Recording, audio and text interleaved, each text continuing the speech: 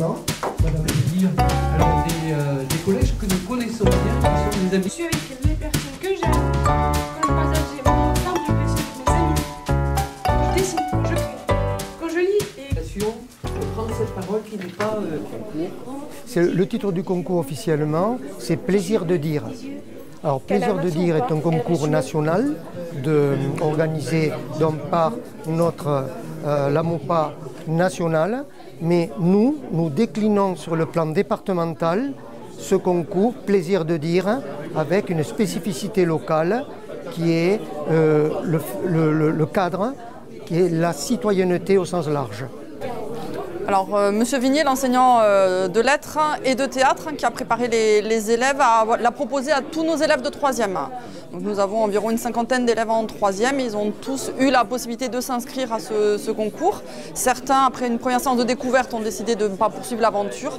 Et donc, ça s'est recentré autour de ces trois duo, trinôme, et ils ont travaillé régulièrement, plusieurs fois par semaine sur leur temps libre avec l'enseignant, à l'écriture des textes, mais aussi à la préparation de l'oral.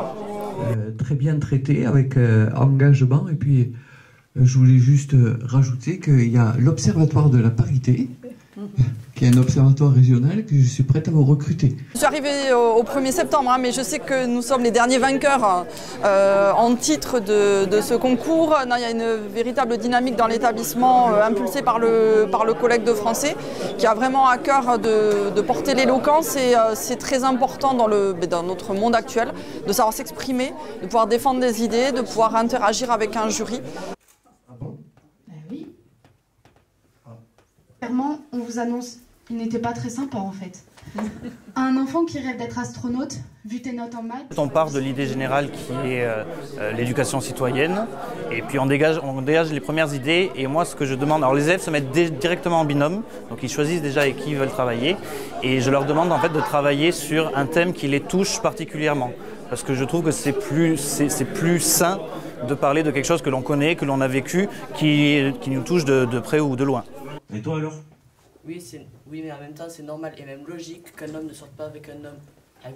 Tu vois, toi tu parles même pas français. Retourne dans ton pays. Si tu m'acceptes pas, je vois pas pourquoi. Et en fait, c'est des thèmes qu'ils vivent vraiment, mais sans se le dévoiler vraiment. C'est-à-dire qu'ils le vivent au quotidien, ils savent ce que c'est, mais ils ont un certain recul où ils se disent que finalement, c'est pas autant que ça. Et finalement, en travaillant sur les textes, ils se rendent compte que, en fait, si. C'est quand même assez prenant sur le droit des femmes, sur l'homosexualité, la xénophobie. C'est quand même quelque chose qui est assez récurrent, et ils s'en rendent compte aussi en écrivant leurs textes. Et pareil pour les droits des femmes, elles se rendent compte, même en écrivant, que ce n'est pas si acquis que ça. Alors nous, on a certains engagements. Le collège est à l'égalité filles-garçons. Donc déjà, il y a des choses qui sont faites dans ce sens. Justement, donc les élèves qui ont présenté le texte sur les droits des femmes, elles ont participé à l'INSA Super Héros, à un échange justement qui accueillait que les filles dans le monde scientifique, qui est souvent écarté pour elles, ou en tout cas où elles ont moins de chances d'y aller, puisqu'elles n'osent pas y aller.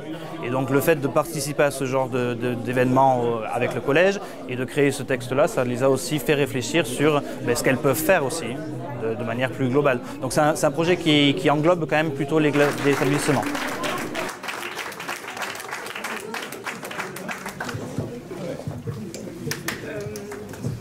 Moi j'aimerais dire merci à notre prof de français qui nous a accompagnés. Concours 2025, donc on se voit remettre par Madame la Présidente.